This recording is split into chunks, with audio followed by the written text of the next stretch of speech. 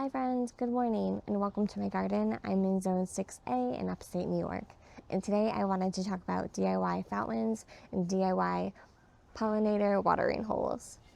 So I did some research via YouTube and I came up with the idea of having little solar fountains in my backyard.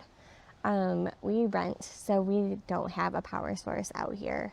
A lot of the fountains that I saw online need a dedicated power source, which is great if you have that, but literally my backyard just has a hose hookup. That's it. There's no power. So my solution was some solar fountains. The solar fountains I found at Amazon, and the basins I found at Lowe's. So what you need for this project is some kind of basin to hold the water. You could do a big bowl, or I did like a planter dish. This one's a terracotta one. It was the largest one I could find at Lowe's. It was about 14 inches wide, I believe. Yes, a 14-inch clay saucer. So this is kind of the base of my fountain. And then what I did was I just got some rocks. Now these are like rocks I found on the side of the road towards our cabin. So literally any rock will do. Lowe's sells bags of rocks, but rocks are everywhere. Go find some rocks, go digging. So the rocks make it so little animals can perch on them, or like little bees can perch and get water. But I did find with the terracotta planter, things can kind of perch on the ledge because it has like a little ledge here.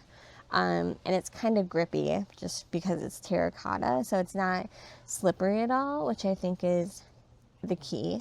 These kind of things, making sure you have somewhere for the pollinator or a bird to land and securely have some footing.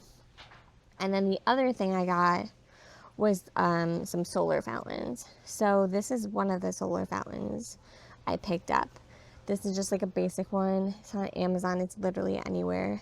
It just has a little solar panel at the top, and then it came with a bunch of spouts. For this one, I ended up not putting an actual spout on. I just left like the default one, and it's more of a bubbler. The spouts were spouting so high, which is great, except all the water was leaking out of the planter. So you definitely want to gauge having a spout that actually contains the water. You can see the chickens joined us for this activity. So literally all you have to do for this project, it's super simple, is you put your solar fountain in your saucer base, and then I added some rocks. So this solar fountain moves around a lot, so having some rocks actually helps to hold it in place.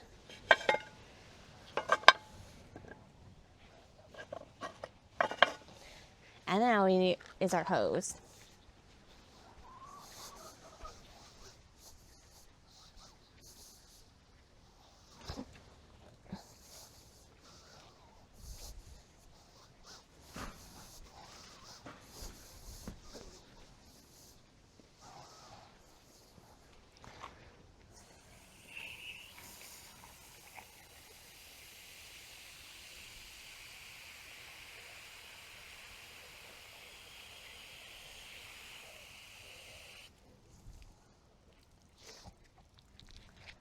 So you can see I've added some water, and it's pretty hazy here today. We're affected by the wildfires in Ontario in Canada, but it will start bubbling as soon as it gets enough sun. And yeah, it's been super successful, I would say. There's been so many bees by it, little birds stop by.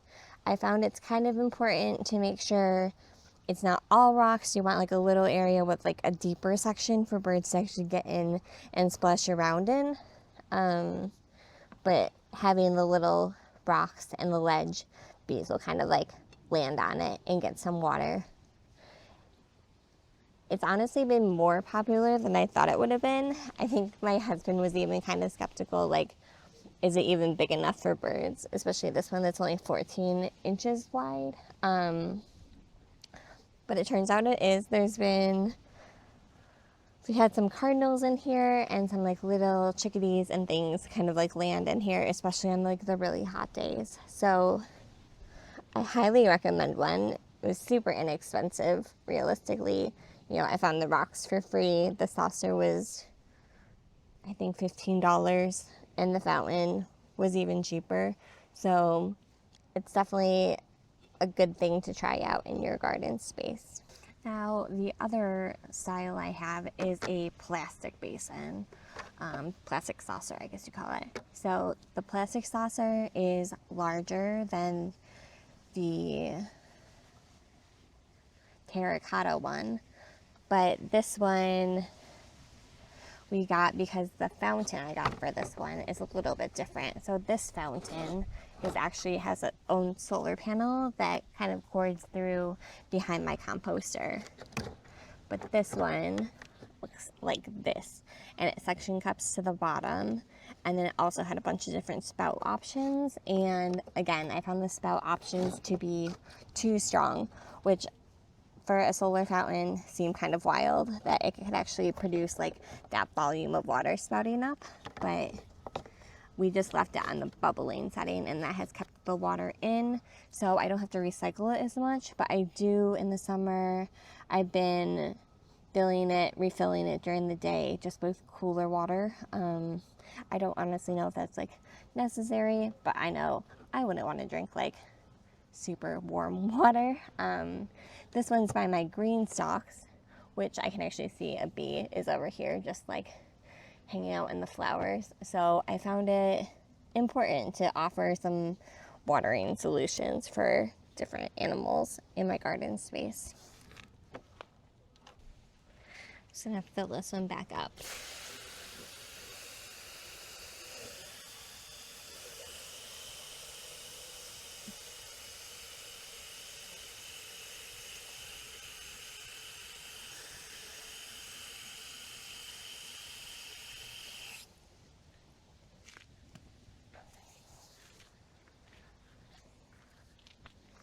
Now I will say that both of these fountains, they have a filter inside of them, and both fountains came with replacement little filters. You can see it looks kind of like this. It's just a piece of like a scrubby. So it just kind of hangs out there, and it's kind of like the pre-filter. So I try to wash that out once a week. It definitely gets kind of grimy, and you'll get algae in these, so I like to scrub mine out once a week too, just to keep things clean. I honestly doubt the bees care, but just to avoid getting super green, no one wants to look at that, I don't think. But yeah, this one gets sun later in the morning, so it will be flowing probably around 10 o'clock or so. I've also found that the flowing water helps with keeping mosquitoes from it. I haven't had a problem with mosquitoes in these, but like I said, I also change out the water like once a day when I'm watering the garden. It's pretty easy. There's only 2 of them. Thanks for stopping by my garden this morning. I hope this video provides you some inspiration on how to set up a little fountain in your backyard for your bird friends and your pollinators. If you have any questions, feel free to leave them in the comments, and I'll be happy to answer them. Hope to see you next time. Happy gardening. Bye.